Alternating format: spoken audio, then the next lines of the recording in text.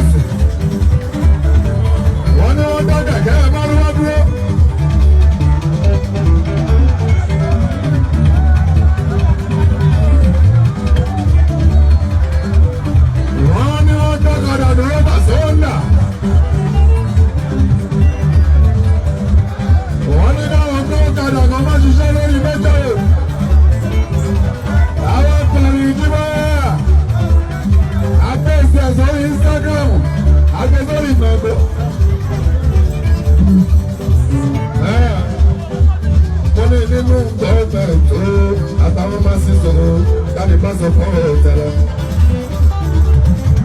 Orúkọ àwọn ní voice ọdún voice lẹ́ẹ̀ẹ́sọ ogun tó bá tó.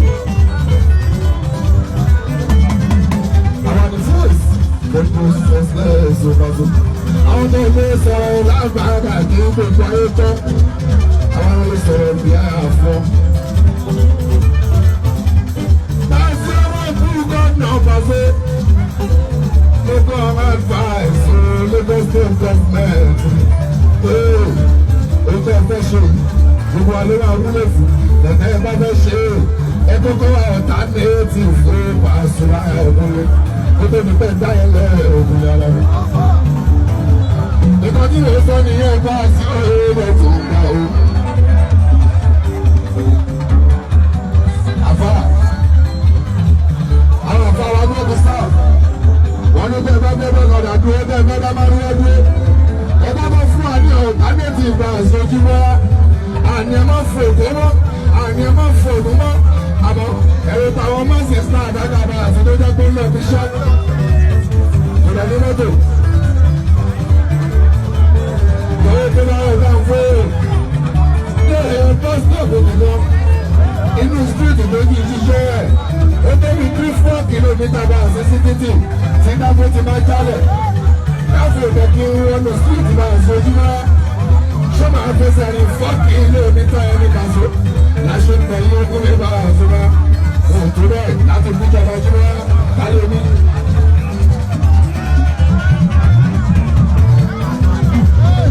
Àmì ọlọ́run.